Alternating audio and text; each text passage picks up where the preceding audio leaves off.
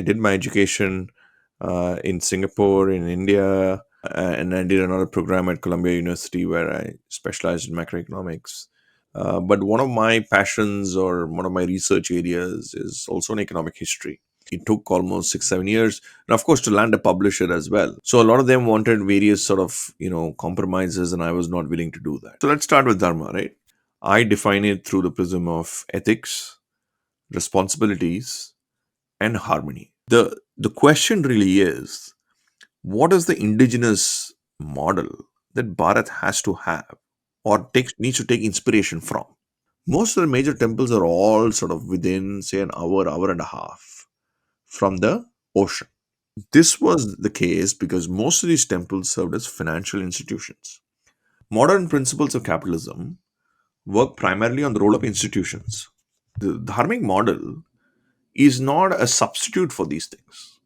The Dharmic model is a complement to these things.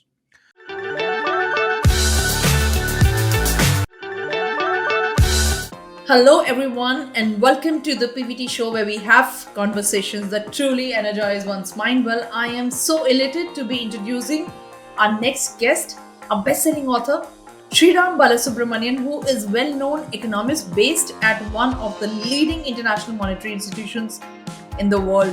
Well, he has worked for several global organizations, including the International Monetary Fund (IMF), in the past. His areas of expertise include global macroeconomics, socio-economic trends in emerging markets, and Indic Dharmic culture. In the context of economics, which is what interested me, and I said, I need to sit down with this author and decode his mind. Well, his first best-selling and path-breaking book was Kautilyanomics of Modern Times. He is an alumnus of Columbia University and now the very proud author of his latest offering to the modern world called Dharmanomics. So you can imagine Kautilyanomics and Dharmanomics. This is something, a book that we will be decoding in this podcast. So if you're someone who is very, very interested to understand how Dharma, economics, and then capitalism can function and coexist together for the prosperity of the entire nation is something that we have decoded. If you are a lover of economics, if you're a lover of demand supply, if you're a lover of dharma, and all of this put together, you are going to most enjoy this conversation.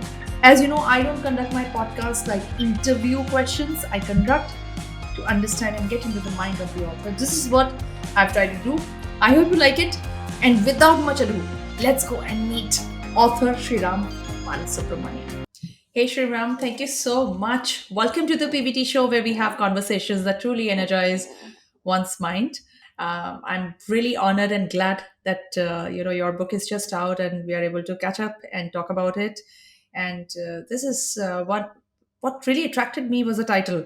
So we will be deep diving into the thought process, uh, why the title, why this topic, and why of everything behind the series that you have thought of.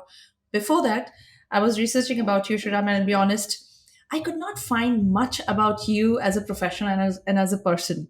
What led you to shift to US? What's your story? Let's begin with that.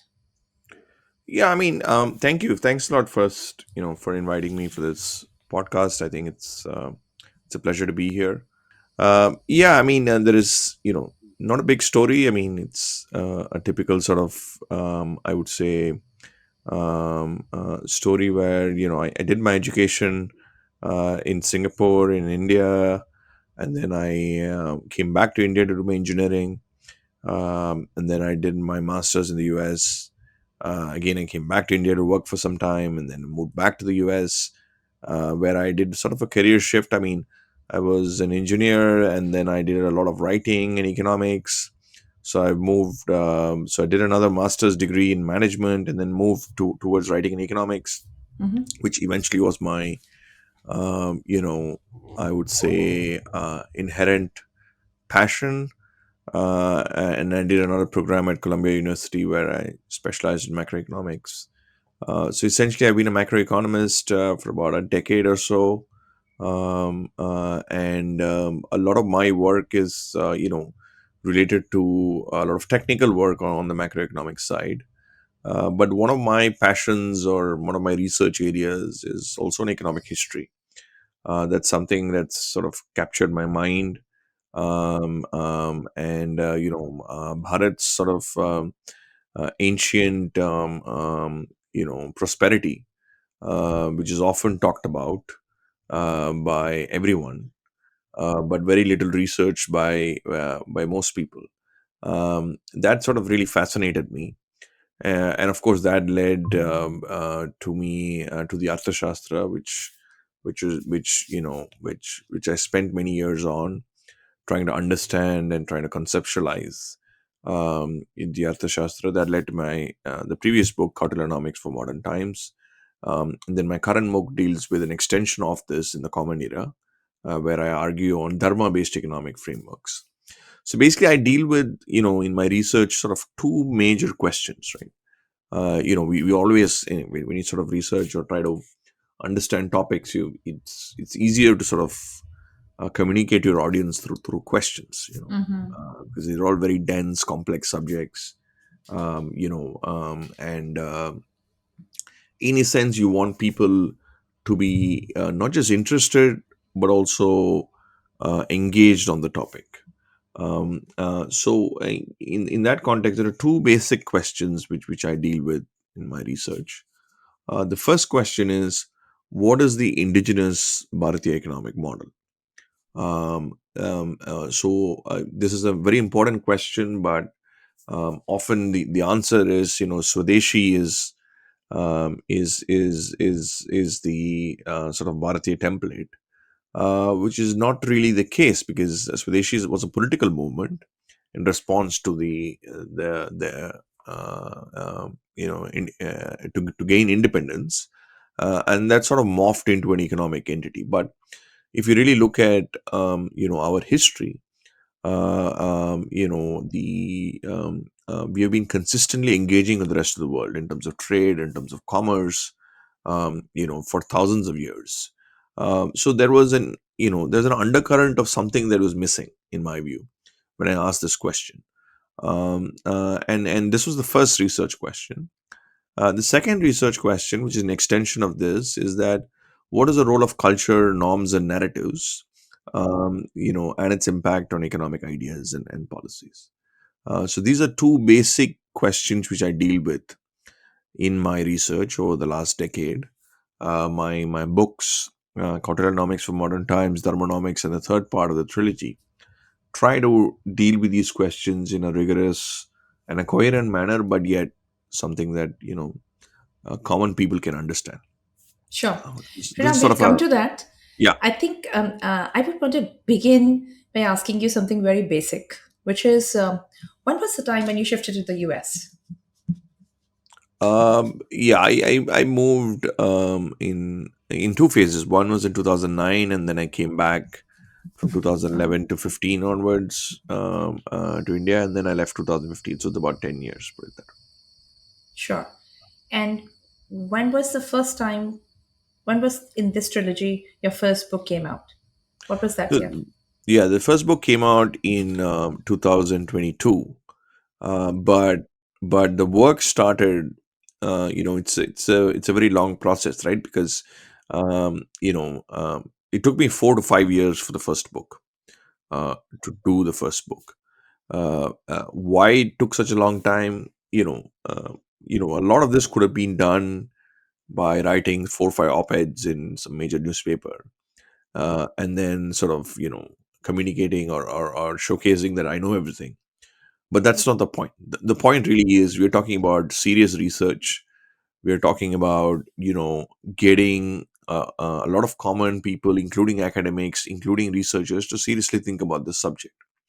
So which means that it required a lot of time, because the Arthashastra itself, is for all the talk on Arthashastra, a lot of the translations and discussions is on the political side of things. But this is primarily an economic text.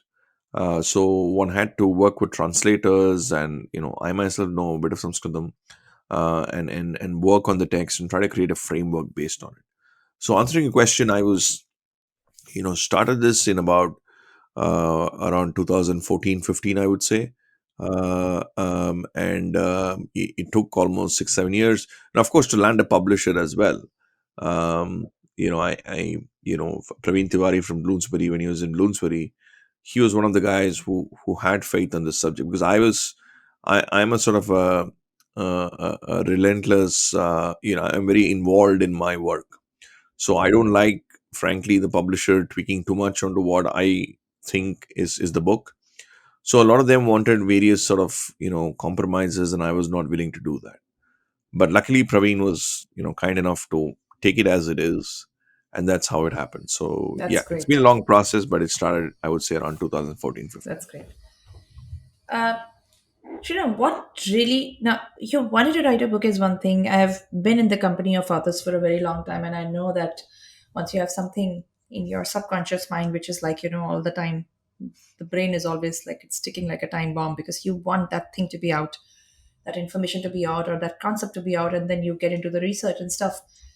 I really want to know from the human being, Shriram, what inspired you to start writing? And how did your journey as an author really unfold? Yeah, look, to me, I mean, I believe in this notion that I don't look at it as an end outcome. Yeah, I believe in the process, in the sense that and I also believe intrinsically all human beings come with some level of latent talent. It could be in writing, it could be in painting, it could be in a variety of things. uh, Inherently, human beings are naturally aligned towards those intrinsic qualities. And when I mean naturally aligned, they're so passionate about that they don't need an outcome to, or an external entity to sort of drive them in the process, in the passion, for example, right? So what I'm trying to say is, both writing and engaging with these subjects was inherently something I was very passionate about. Engaging with ideas, engaging with topics.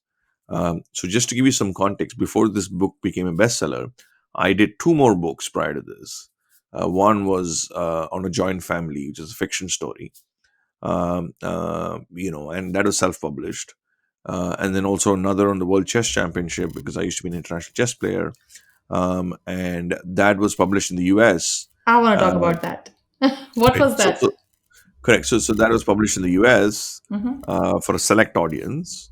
But what I'm trying to say is none of them were like bestsellers, right? I mean, but there was a message. I mean, there was a theme which inspired me, and I wanted to communicate that idea, the thought process, for people to absorb and understand. So I think Correct. that is the primary sort of motivation that drives me.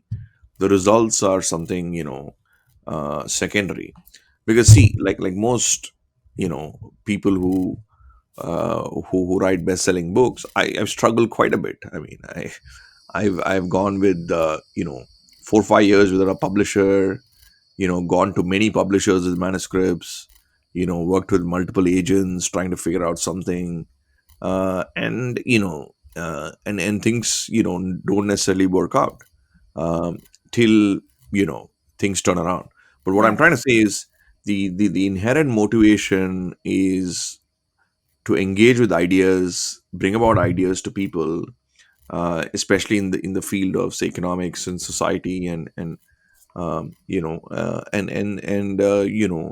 do the best one can do in the process, and then sure. the results are secondary. So, how do you effectively differentiate your work and so to say your approach in the field of economics and literature, or there is a good simile? Yeah, I think, look, the I'm in this particular case, in this trilogy, my approach has been sort of what I call triangulation of research, right? Often, research is done in sort of silos, in the sense you either do you completely take the data and then analyze the data, and then you make assessments based on data.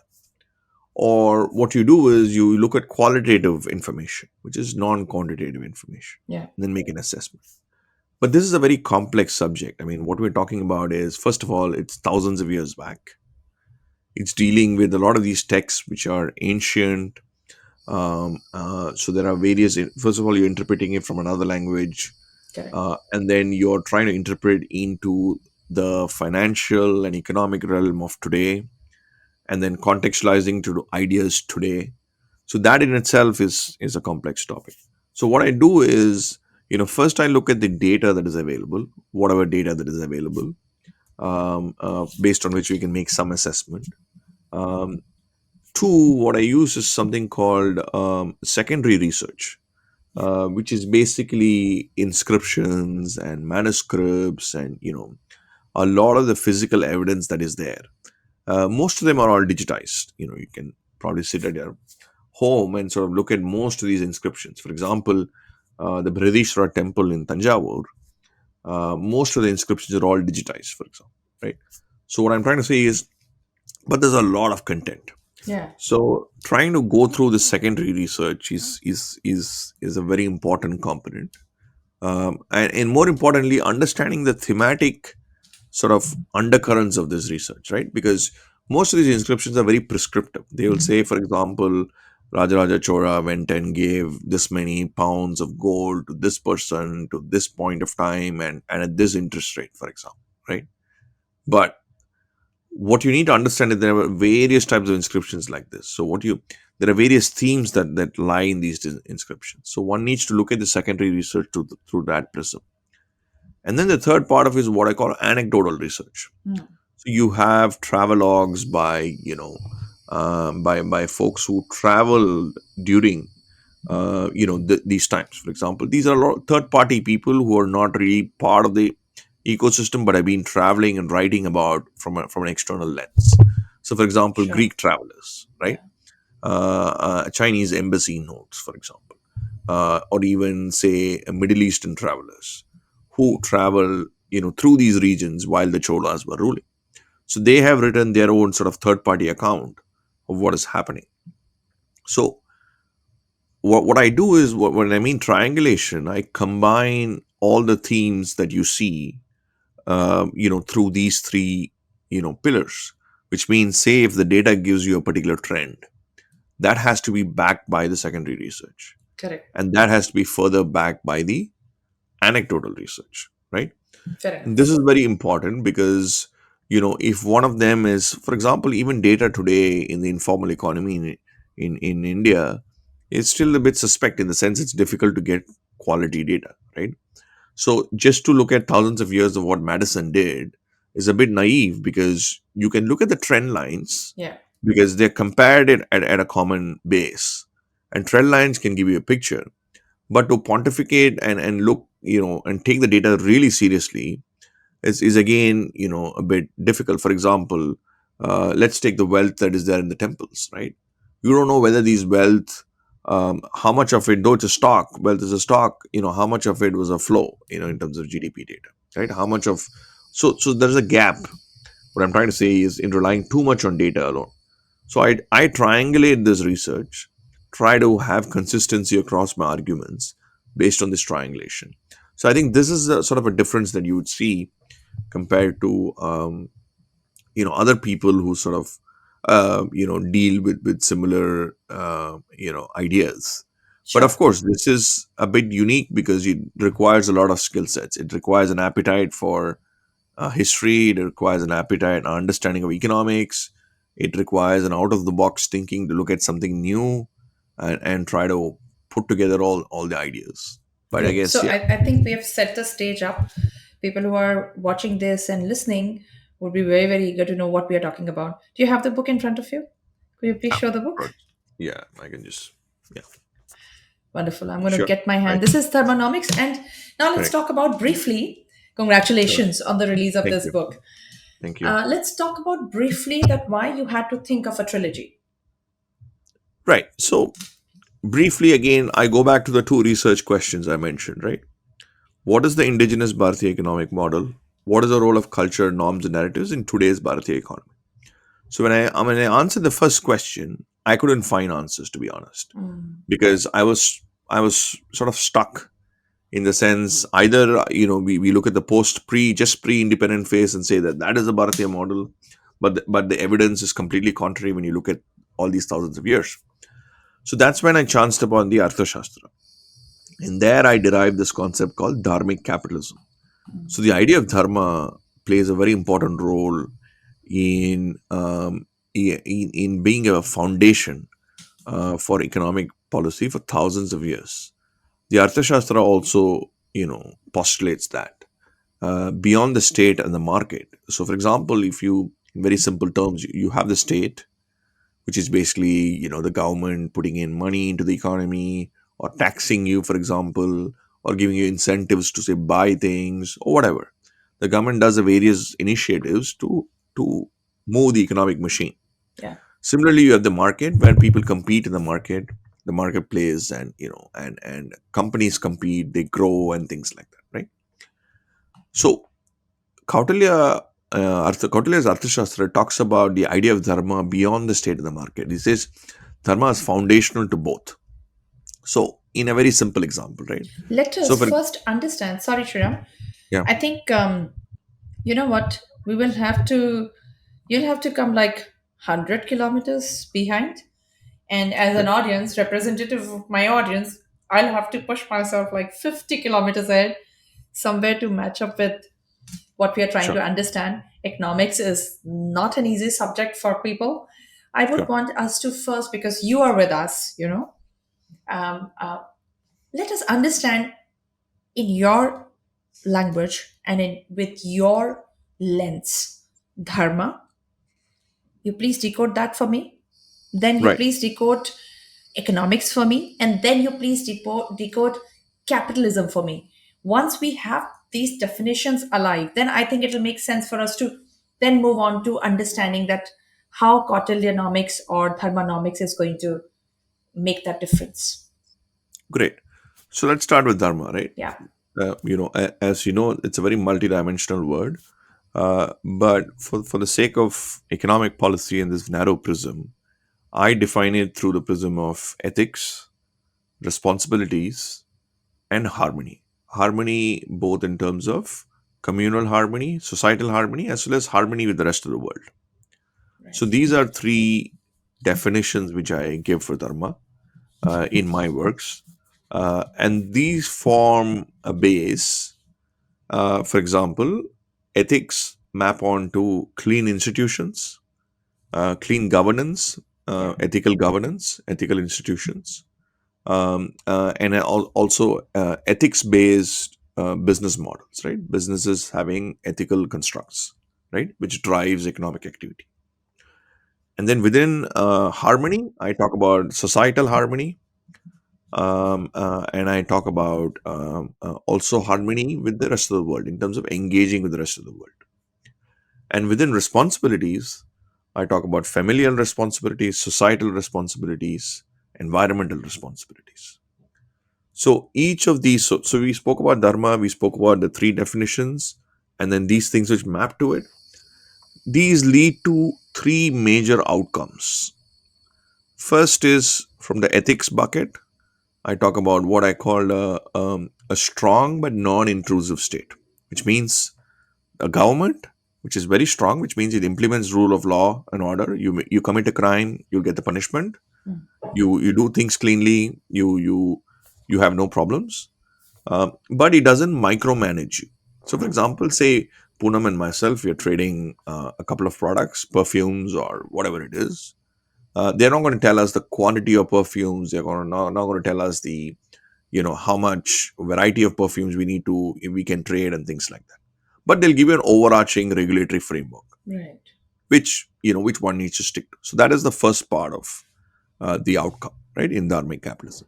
The second part is what I call wealth creation via global outcome, which means you promote wealth creators, businesses and entrepreneurs and entities, and you engage with the rest of the world, which means trade, which means have maritime trade, land wise trade, encourage people from outside to come and trade within Bharat, and then have sort of entities across the world in a Yeah. sense. So this is the second bucket. And the third bucket is what called sustainable growth and welfare, which is again a derivative of responsibilities. So responsibilities in terms of sustainability of the environment, The argument is you have environmental, societal, and familial responsibilities. All of them enhance sustainability. And then there is welfare again, which is protecting the poor, providing incentives to them, ensuring that their basic needs are taken care of, right? So this is what I sort of define as dharmic capitalism in my previous book, Kautilyanomics. For those who are interested, it's in page 81 of that book. Sure. That is the broad summary of Kautilyan dharmic capitalism. So now this moves on in the current book in Dharmanomics. This is one important component. I add two more components. The second component is what I call the dharmic ecosystem, which is basically the temple based economies. The role of temples as not just religious institutions, but also as financial and economic institutions. Yeah. So, this is one very important bucket which I showcase in the book. The third part of it is what I call Sreni Dharma, which is basically corporate guilds, Yeah. the multinational corporations of those times, and how they function and how they contributed to the economy. So these three buckets, are in this book in Dharmanomics, which I showcase in a lot of these common era kingdoms, the Cholas, Pallavas, Pandyas, Southeast Asian kingdoms. So this is the broad sort of dharma, perspective, among the three things that you said. Then once you come to economics, so in economics, I mentioned, right, there's a state, there is a market. So based on the definitions of dharma, which I mentioned, ethics, responsibilities, and harmony, these can play a role in helping the state in the market. So, for example, say there is corruption in the state, Yeah. right? The bureaucrat who's corrupt. A more dharmic society reduces the propensity of corruption among the bureaucrat, for example, right? Because that's the argument that Kautilya and all these thinkers make. Similarly, in the market, if there's a moral hazard, okay, in very simple terms, say there's a very big company and then there's a very small sort of startup. Both of them are competing in the same marketplace. Mm. You would want to ensure that both of them have the same legal support, they're treated fairly, and there's a free and fair trade, right? Yeah. But because of the fact that one player is really big, that person gets undue advantage, right? Correct. So the argument is a more dharmic society again reduces the propensity of this happening, and there is a more equitable, fairer environment. Right. So, in very simple terms, what it does to the economic landscape is instead of stressing both the state and the market, there's a parallel entity called Dharma, which is foundational, which ensures that both of them function in an efficient manner. So that is the economics part of it, and the third part of it is forgive me, I missed the third, Capitalism. capitalism, right? So modern day capitalism, as we call it today, is basically a derivative in some form of the Protestant ethic. Mm. So, for example, after the French Revolution, which brought the nation state concept that we have today, countries and nations, much of the modern sort of Western capitalism, Anglo Saxon capitalism, is a derivative of the what we call the Protestant ethic, right? So, Could you that explain that, morphed please, for us? yeah, a Protestant ethic is basically a way of life where the Protestants were supposed to be very industrious, Mm. very entrepreneurial, and they brought this ethical sort of thinking which Adam Smith Yeah. and his workings also segue on to talk about how to sort of expand welfare, expand wealth creation, and expand the economic pie, and what are some of the means and methods to do it. It's sort of an industrial society was sort of benchmarked on that, Mm. on this ethic, basically to where people were focusing on prosperity, focusing on hard work, focusing on a lot of these institutions which enabled prosperity to happen, right? Similarly, the Chinese have their own sort of economic principle based on their indigenous models. So is Correct. the Japanese, right? In this particular case, I think the indigenous Bharatiya model that we're talking about as Bharat becomes Viksit Bharat is the idea of Dharma. And Mm. Dharma being an important base in the capitalistic framework, because all the issues that capitalism has, right? Things to do with moral hazard was one example I gave. Such Too as? much. So, for example, issues with, say, domination of a lot of these big firms Yeah, over much smaller entities, the Googles of the world, for example, right? All the technology firms that you're talking about, and the role of monopoly practices, right? How much the antitrust issues in the U.S., for example, with some of these big companies, the issues with things like inequality, right? The global financial crisis, which led to a lot of poor people being, affected because of the mortgage crisis in the United yeah, States, and a greater sort of inequality that is basically gap between the rich and the poor increasing, and also the issue of climate, right? Issue of sustainability, which is again a major issue because a lot of the 40, 50 years of relentless sort of utilization of the environment and its consequences. correct. So modern day capitalism has a lot of these contemporary issues, which I think the Dharma based economic model is in a good position to sort of provide an alternative perspective. And my argument is that one of the reasons why I had to spend so much time is to establish this qualitative framework.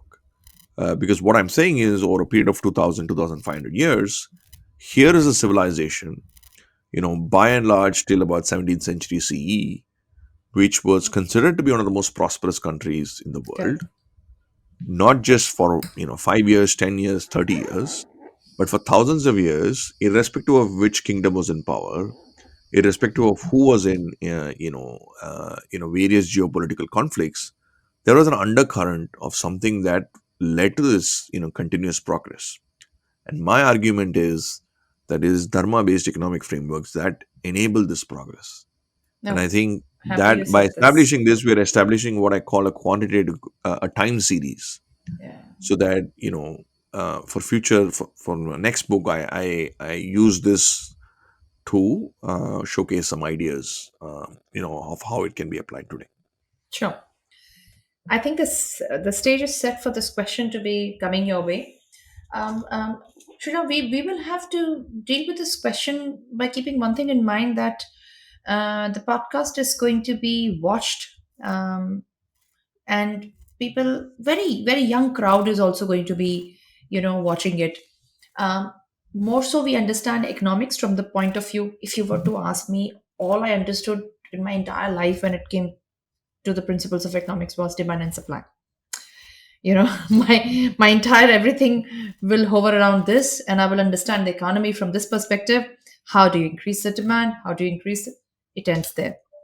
I want you to now deep dive into the ancient history, now that we have understood the dharmic principles a little bit, that uh, there should be a storytelling on how did ancient empires, which is what you speak about in your book, like Cholas, Pallavas, or the Vijayanagar, right, achieve their economic prosperity using the dharmic principles you just spoke about, and what frameworks really supported these grand projects.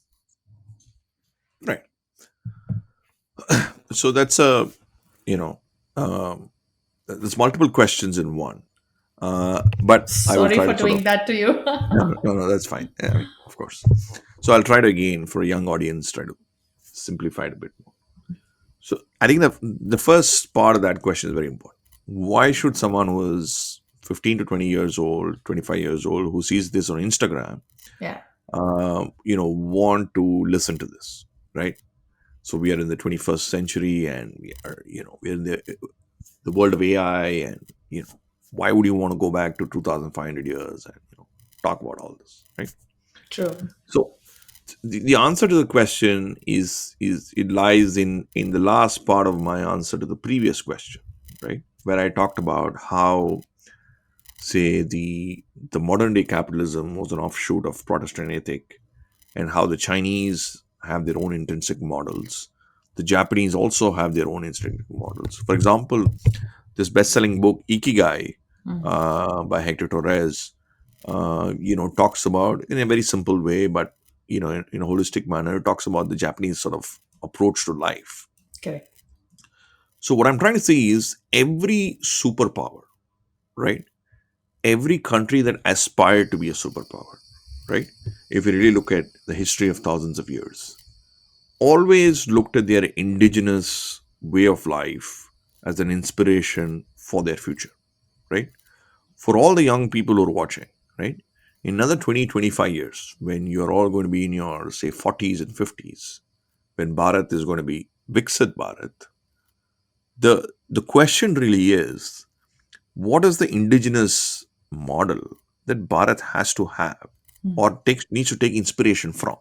Because at the moment we don't have any. We just what we're doing is we have we have somehow in a sort of a way of jugaad trying to use various Mixed bag. uh, mixed bag of ideas purely propagated by people who are sort of engaged with the West more and have come from a Western thinking and try to put in a lot of things to a natural way of life which is different to what's happening. So what I'm trying to say is, so that question is very important. And I think that's why this research is very important, because what it tries to establish is what is this indigenous model from our history, right? And why is this important today? Because what we define as this way of life, right, is a derivative of this history, this experience. So I'll give you an example again, right? So in very simple terms, what is the single biggest UPI transactions in a particular week throughout the entire year this year happened during the week of Diwali, Hmm. which means that this is what in economics you call non-discretionary expenditure, right? Which means you basically have expenditures that people make which are non-essential. Um, it is highly linked to the cultural calendar of a particular year. So during Diwali is when we do most of our expenditure, which is non-essential. Okay, and most of our sort of consumer patterns are all highly intrinsically linked to the cultural way of life that we're talking about, True. and a lot of economic decisions as well. Right, what you're going to purchase, how you're going to purchase, when are you going to purchase, whether it is Mukesh Ambani who talks to Jensen Huang in the AI conference talking about Diwali and the importance of Diwali for him, Yeah. or whether it is me or you buying any particular product, it's highly linked to our way of life, right? True. This is just not for individuals, this is also for corporates. If you take the top 15 enterprises in this country, most of them, if not all of them, are family driven enterprises in some form or the other. I mean, they might be publicly listed firms, Correct. but they have some family which is running basically the show, right? And most of their business decisions are made through a cultural prism, through their upbringing, their background, their cultural sort of ethos. And that's a very important difference between a Western society and how we function, right? So what I'm trying to say is this way of life, which I'm trying to showcase, its derivative is what we are experiencing even today. Hmm. So if you want to understand what we are experiencing today and the economic choices, business choices that we're making today, you have to understand where it originated from. And I think that's why this thread is very important. Let's understand Uh, that. yeah. Okay. So moving on to the Chola. So it is always fascinating to understand, through examples. So I'll try to do that because I gave you an overarching framework. So Rajendra Chola, that is the son of Rajaraja Chola. Rajaraja Chola is the person was one of the most prominent kings of the Chola Empire. In fact, the movie Ponniyin Selvan by Maniratnam was built Inspired. on the Yeah, yeah. Cholas. So he built the Brihadishwara temple. The Brihadishwara temple is, for those who have not visited southern Tamil Nadu, it is one of the most iconic temples in Tanjavur in Tamil Nadu. It was built around 1100 CE, and it's still strong. It is one of the most. It has withstood many earthquakes. Yeah. There's not a single, unlike the monuments in Europe, it doesn't. slant or anything like that. It is still considered a huge engineering marvel. So Rajaraja Chola actually built the temple. His son Rajendra Chola, he was the one who traversed and who went across the oceans in Southeast Asia and much of northern India to conquer. And one of the reasons why he went to Southeast Asia is very unique. Mm-hmm. Because often we think that when you conquer, you go to all these places, you would want to rule those places. Yeah. If you really notice, the Cholas conquered these places, but they did not rule Southeast Asia. There's a very important reason, because the Cholas were financed by this guild, this corporate guild I call Sreni as a name in Sanskritam, called Ainnuruvar. It's called 500 in Tamil. It is a guild which is basically developed. It is a Sreni which is developed in Karnataka by a group of Brahmins. But it became so big that it became a large multinational corporation. It was financing not just the Cholas. It had offices in Champa in Vietnam, in Indonesia, in Jakarta today, for example, in Sumatra, in Thailand, in Singapore, for example. All these places had sort of offices and sub offices of this guild. So they were basically the major traders.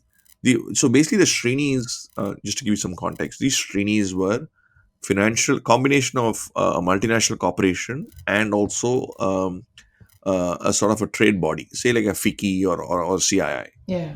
Imagine them combined with, say, a multinational Corporate corporation. structure. Right? Yeah. So these guilds were sort of trading across from the Middle East to Bharat to Southeast Asia, and they were doing a variety of trades on variety of items like perfumes, like metals, minerals, like spices, you name a product. Sure. Most of them were traded by these entities. So these guys were trading in the Straits of Malacca. So for example, when you go to Singapore and when you travel to Singapore, you have the Straits of Malacca. You need to cross to go to the base of Malaysia, which is basically Singapore. And they had to go via the Straits of Malacca onto China, if they had to cross to China. So when you're going from India, you go via the Bay of Bengal and the Straits of Malacca, and then go past Singapore, and then you go all the way upwards towards China, right? So what happened is the Srivijaya Empire, which was ruling Indonesia at that time, stifled these guilds for some political reason. They didn't want them to function. So because of the fact that they financed the Cholas and they were so powerful, that the Cholas had to go all the way from Bharat to Southeast Asia to liberate the guilds, so that they fought the Srivijaya Empire to ensure that the Ainurvashini was functioning and trade and commerce was happening. And that led them to, travel all the way and conquer. So that is why, the Cholas conquered but did not rule these places. So this is a very important incident and it encapsulates everything, right? Right. uh, there are three major lessons that you can one can derive. First of all, this idea of trading for multinational corporations and multinational entities was the norm in all these places, even in early century CE. The pace of it might be lesser, the extent of the instantaneous sort of updates must be lesser, but the structural things were there of Correct. what a multinational entity is. Two, commerce and trade was driving a lot of these things, and the politicians, the political establishment was responding to it. Right? It's not that the politicians or the rulers went and conquered these places, and that led to trade and commerce. It was the other way around. Right? Ideas, exchange of trade, exchange of goods and services were the front runners, and the political sort of hierarchy followed them, right? And third, more importantly, the idea of wealth creation, the idea of entrepreneurial spirit. You had these entities who were traveling oceans just to trade products, right? And the entrepreneurial zeal, and sort of um, global leaders put it that way in what they were doing. For example, the architecture that I'm talking about in the Brihadishwara temple during that time was unparalleled anywhere in the world, right? Correct. So they were sort of thought leaders and sort of leading, I would say, the entire sort of intellectual and economic process. And that, I think, is a very important thing, because young people need to understand that we were not just thought leaders, we were economic global champions during this time, doing things that any of the other civilizations were not doing during those times. And a lot of our marvels still remain today. So what I'm trying to say, so this is an example where you see that, a combination of these guilds, a combination of Kautilyan Dharmic capitalism in terms of, the parameters of it, were driving a lot of these entities. And more importantly, another important component is the role of temples as financial institutions, I have a which we question here. can see. Sorry, Srini, because I need little clarity before we really move ahead. And it is very similar to what you're saying. So, what role did I'm looking for an example? What role did temples and corporate guilds, the Srini you're talking about, played in driving the economy of ancient Bharat? Correct. So let's take two of them, right? I mean, you Sure. mentioned temples and you mentioned corporate guilds, Yeah. right? So if you look at the Arthashastra as a whole, you find very little references to temples and institutions related to the temple, because it's a highly sort of religion agnostic text. It talks about a lot of principles of foundational. Mm. But if you look at a lot of the common era kingdoms, you see them highly structurally an important player, structurally play a very important role, right? So I'll give you two examples of this, right? There are Sure. various variations within this. So if you look at a lot of the temples in southern India, southern Bharat, most of the major temples are all sort of within, say, an hour, hour and a half from the ocean, Yeah. right? Whether you take Jagannath Puri in Odisha, whether you take the Padmanabha Swami temple, whether you take even the Tanjavur temples, except for the Madurai Meenakshi Amman temple, which is a bit inward, most of the major temples, Somnath in Gujarat, for Yeah. example, uh, they are all within an hour, hour and a half drive from the coast. This is not by accident. Mm. This was the case because most of these temples served as financial institutions. They were providing loans to a lot of the traders, a lot of the Srenis, because they had a lot of wealth, they had a lot of land, and they were able to give financing at nominal rates, like how banks used to do. And they provided financing to a lot of these entities. So they played a very important financial role. Two, they were major labor aggregators, which means they provided employment to large sections of the population, right? And this is because they were sort of employing large sections of people, and it served as an employment for many of the villages. Because see, the temple has also played a very important role as a decentralized institution, right? Again, I'll try to make it simpler. So decode, yeah. So a decentralized institution is, for example, you take any village in Bharat today, right? The single biggest driver of economic activity is a major temple in that village. When I mean driver of economic activity, because of the temple, there are kirana shops, there is tourism, there is road networks, there is some passage for pilgrims, and because of this demand, there is also an extension of other activities that happen, right? Correct. So whether you like it or not, this is how we are constructed, right? So this also serves as a place where a lot of the economic activity is decentralized because of this institution. So that way, at the local village level, a lot of the sort of economic hubs around it revolved around the temple as an economic institution. Correct. That remained there thousands of years back. It still remains the case today, right? Mm. Whether it's Ayodhya or whether it's take any major, villages or any major towns in Bharat today, right? So it plays a very important decentralized institution. Lastly, the temple also played as a very important redistributive institution. Again, decoding. When he spoke about sort of inequality between the poor and the rich, right? Yeah. Uh, so in those days, what happened is Vijayanagar example, Vijayanagar Empire institutionalized this quite a bit. In fact, the Tirumala Tirupati temple Yeah. plates talk about this, which I mentioned in this book. in Dharmanomics, where there are a group of people in a local area who are well off. These well off people put in money into an endowment sort of fund, which basically runs the temple, right?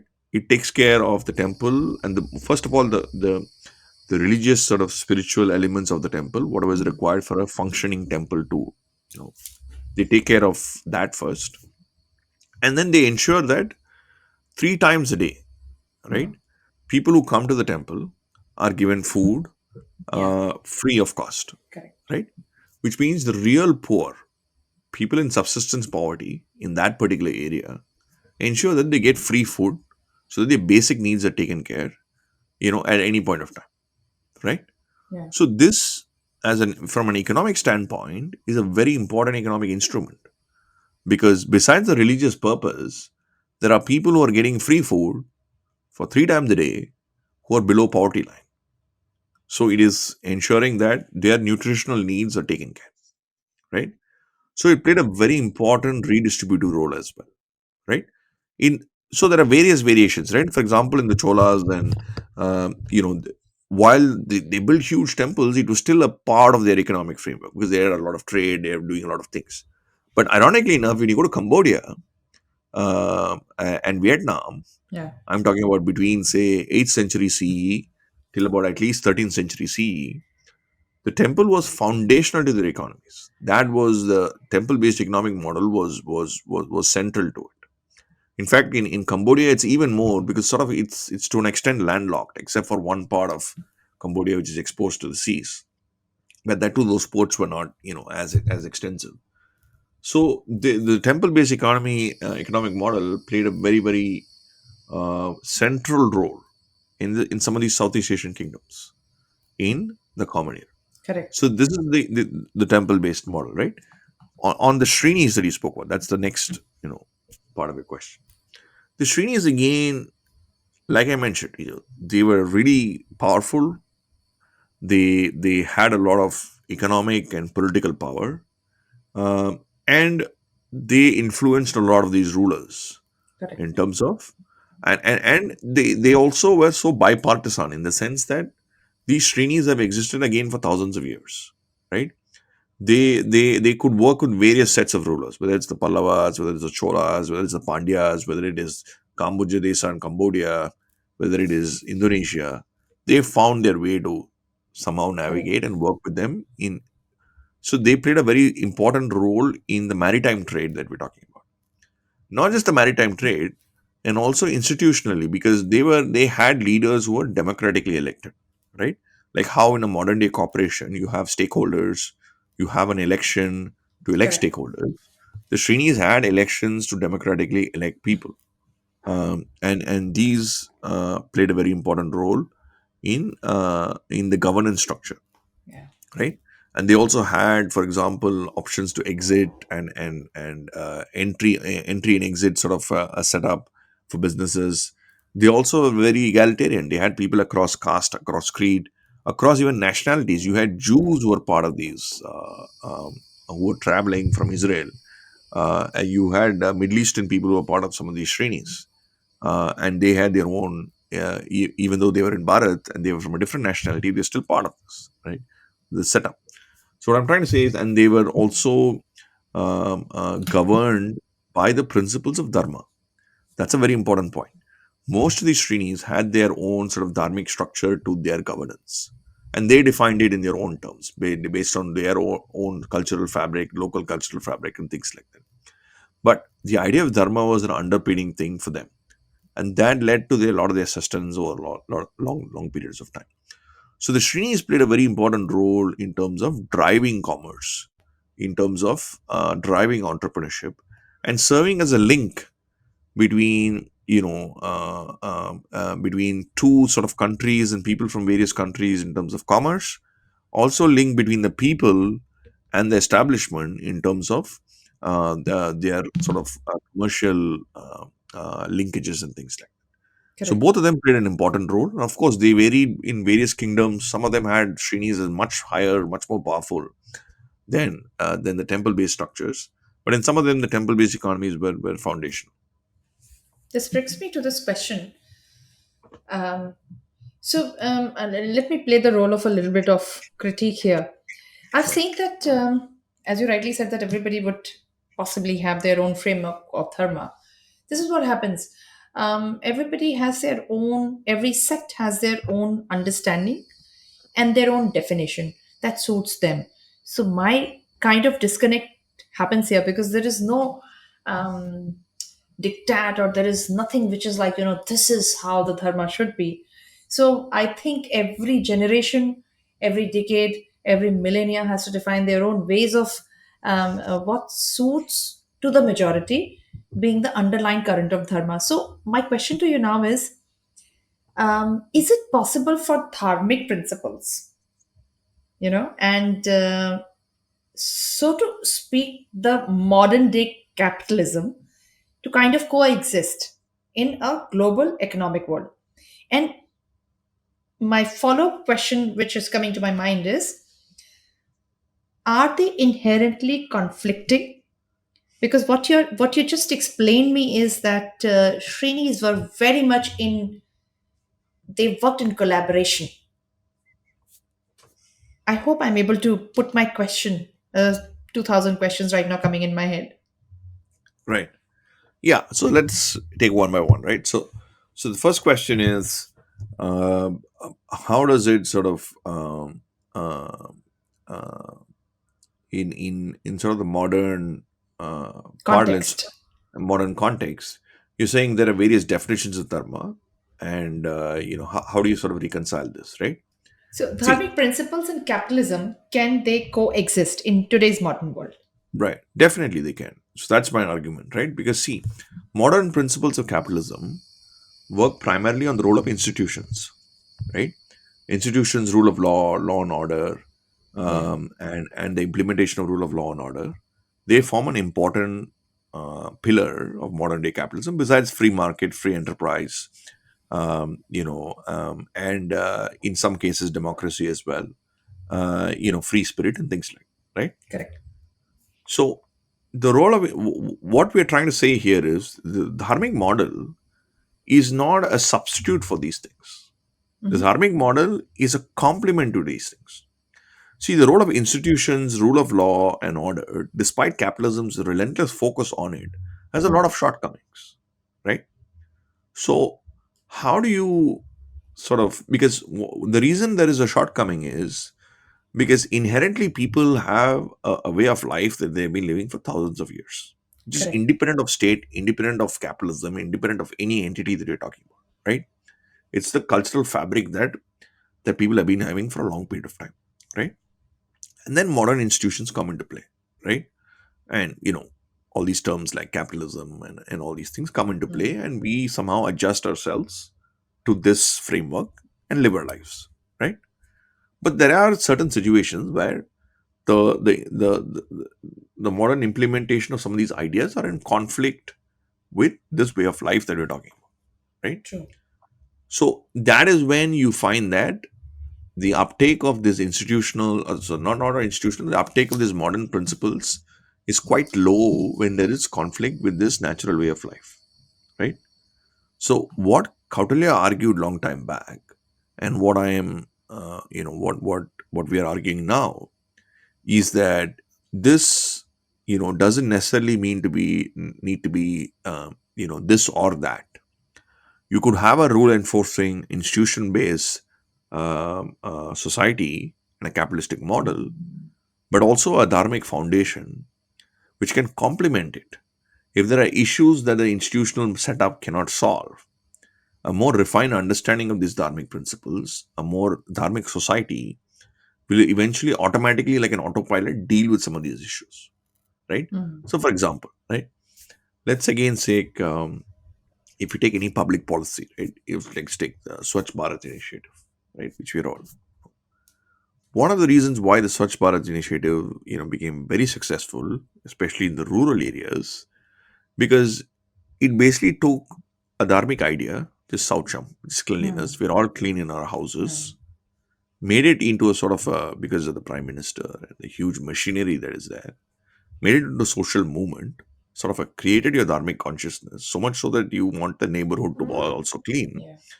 So that even in rural areas, if you notice, even remotest of areas, now it's become a social movement Correct. where people see is their dharmic obligation to keep even the society clean, right? Mm. So instead of a policy making without all this understanding, on a normal effectiveness would be say 70-80%. Now, because of a refined thinking, refined approach to the subject, same subject, we are having a 90-95% effectiveness. I think that's where the difference is, right? Where a sort of a dharmic model serves as a complementary effect to To this build capitalistic mass framework that we already have. consciousness. To Correct. kind So I of think build mass consciousness. correct. So it tries to be a complement to rule of law and order Yeah. and institutions and things like that, not as a replacement. Sure. So that's the uh, the part on uh, So um, yeah. this brings me to a question related to our country, India. That India was once a global economic powerhouse, as you have been also explaining. Now, what factors led to its decline, if you have decoded that in your book? And how Right. can we kind of reclaim that legacy now? What is it that we need to do? Yeah, look, the first part is to create an awareness Mm. that this level of prosperity that you're talking about is not something that happened by chance. Okay, Correct. it's not that something like out of thin air just because you had large population you're able to be rich. There was a sophisticated set of principles, eternal principles, which were underpinning, which I define as a socio-economic framework, which underpin this prosperity. Right. Right. This awareness itself is very important because a confident society is not a society which looks at the past as if you were losers.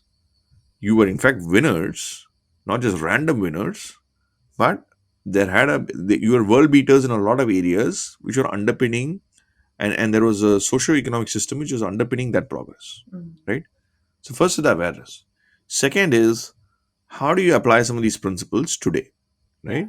Which is what my third book details in more detail. But what what we do here, I mean, what is important to understand is, I don't think one is advocating for any wholesale change because we already have systems in play, and we already have, we're already inbuilt into a lot of these systems. But what we can do is in the margins make a lot of differences. I give an example of, Swachh Bharat. That is an example of what I call a dharmic nudge, right? Mm. Where you have already a way of life that is happening. You nudge public policy in a way which is aligned to this way of life, and then make it far more effective Correct. rather than the other way around, right? You create a random policy for a bunch of people sitting in Delhi, create a policy which is completely out of touch with, say, people in villages and rural areas, right? So that's one way of looking at this, right? Another way is for people and policymakers to be aware that there is a parallel ecosystem which is happening, Mm. and the more and more you sort of, because if you really think about it, right, if you take the informal economy, right, which forms the major part of our employment, right? Even Correct. today, 70-75% and above of employment in this country comes from informal sector. For a Viksit Bharat, you have to have transformation in this sector, right? Which Mm. is going to become Viksit Bharat. And most of the informal sector works on, you're basically your kirana shops and the small, medium businesses work on trust, work on community, work on familial connections, and work on a lot of these attributes, which are broadly defined as the way of life, right? Which Correct. drives this, right? Similarly, family owned businesses at the corporate level, right? So, what I'm trying to say is there are a lot of these entities who are going to transition to this idea of Viksit Bharat. So, if you're not able to understand, come to terms, or take along this group, you're not going to achieve Viksit Bharat because this way of life is not going to change. It's going to be the Correct. way it is because it's been there for thousands of years, right? So, what I'm trying to say is this is the sort of approach one needs to take. Work on the margins, work on specific policies, specific outcomes, and be aware of this and use it as a springboard for prosperity. True. Um, so, Shreyam, I have two nagging questions in my head. in the interest of time, I would want you Sure. to quickly help us understand those questions from the perspective that is being laid on this discussion right now. In an let So this is, I'm not trying to draw any parallels, but then this is the reality. In an era which is dominated by the US and China, how can India really leverage its ancient wisdom, to actually stay competitive? Your views on that? Yeah. For a starters, right? For one needs to understand that how the US and China became in their particular positions. One needs to be really cognizant of it. In fact, there's a brilliant book which I always suggest to people on how China escaped, you know, uh, or at least transformed millions of people out of poverty in the last 30 years, despite being a communist country. What Uh, book is that? I will get you the title and Sure. just give me 1 second right here. Yeah, How China Escaped the Poverty Trap by Yuan Yang. Uh, Besides many things in that book, he talks about the role of how their sort of indigenous ideas and their localized solutions, where their customized localized solutions were the key for a lot of their success.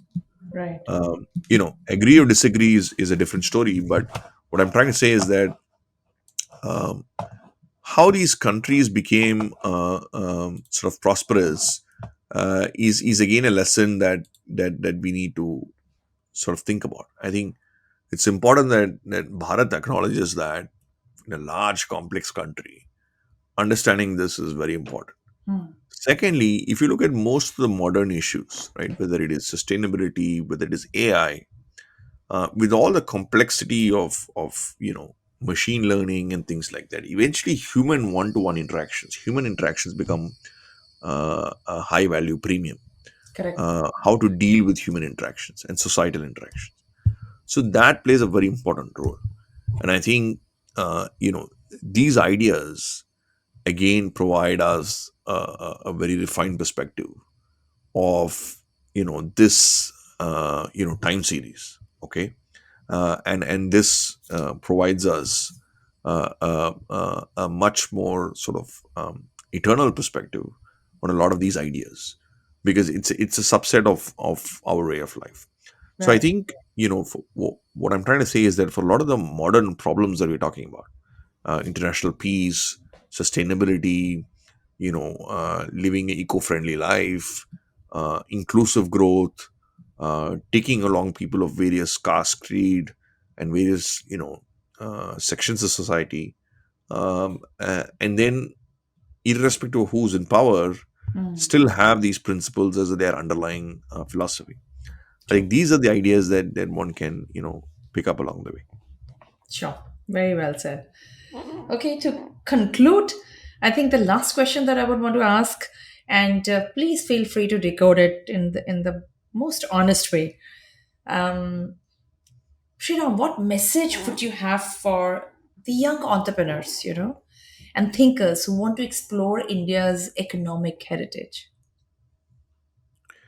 Yeah, the message that I have is, please move out of your comfort zone, your um, your sort of anglicized upbringing of what is the norm and what is not the norm, especially in businesses and business policy.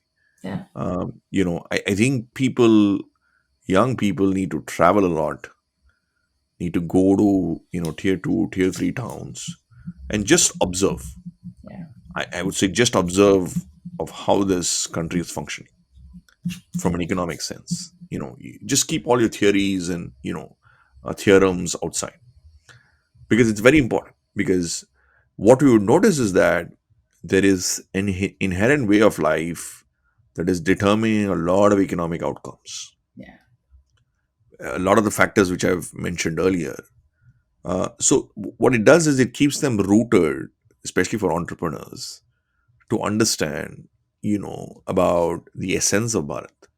Because in an age, especially of startups, and there's a huge mojo of startups, a lot of money coming in, instant sort of gratification, and For example, the financing that a lot of these startups received in early 2020, when the Fed interest rates were quite low, was humongous. And Yeah. now what I'm trying to say is a lot of the foreign financing is drying up. Yeah. So what I'm trying to say is this sort of obsession with the buzzword called startups or entrepreneurial, you know, is needs to go away. I think inherently people entrepreneurs need to look at what they want to do, what they're passionate about, and what this country can offer. And for that, I think they need to sort of move out of their comfort zones and try to understand these things, because the more and more they understand, the more and more their businesses become better. Correct. Because most of businesses are all consumer driven businesses, and when you're able to understand your consumers choices and you are able to make products which are aligned to those choices, it makes your product much more lucrative than others, besides the price Absolutely. point, of course.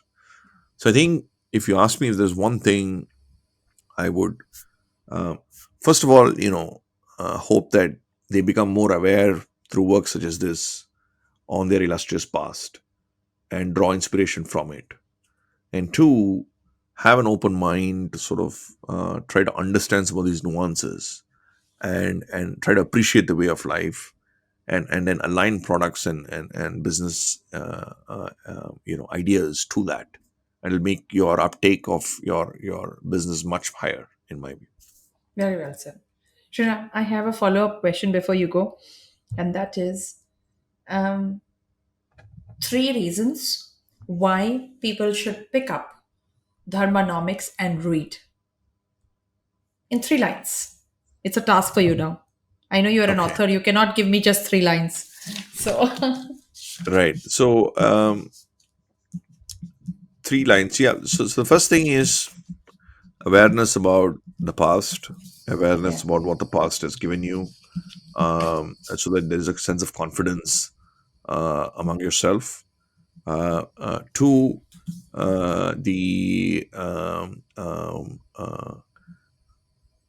the ability to sort of read something which is rigorous, which has been done with years of research, not just some abstract, idea of the past, just to glorify the past. So reading some serious material to substantiate the past. And three, most importantly, is to understand how some of these ideas will apply for the future, yeah. and how some of these principles can serve as a springboard for the future. So if you're interested in any of this, you should buy the book right away and review the book. So, thermonomics is what I understand also gives actionables for the future. Correct, and that's part of the. I mean, I lay some of these ideas and tease them a bit, but for the next book, I Oh, go much more coherently into it. when is the third one coming out then? Well, I'm still working on it, so probably in a year and a half, I think. Yeah, Wonderful. Thank you so much. Thank you, Shriram, for all your time, for such sure, patient explanation of very, very difficult topics. sure, And yeah. I'm sorry if I've asked you any question which was like a little twisted, difficult, or very straightforward. But that's the whole point to when I really cherish my conversations with authors because A is reading the book and B through the medium of podcast, you can actually get into the mind of an author and understand from where it began, how it began, what the author thinks. I'm sure you have a lot of fans who would want to, your readers who would want to watch this podcast and also pick up the book, which is already out. I would do it myself. And I wish you all the very, very best. We can't wait for your third one in the series to be out very soon. Thank you. I really appreciate your support and your and the opportunity to talk to you. And the book is doing really well. It's already a category bestseller. I do Oh, hope your wow. readers read it, and the more you read, more you review, and more people understand such content. That itself is a form of success for me. Thank you so much. Wish you all the very Sure. best. Thank you. Have a Namaste. wonderful day. Thank Sure. you.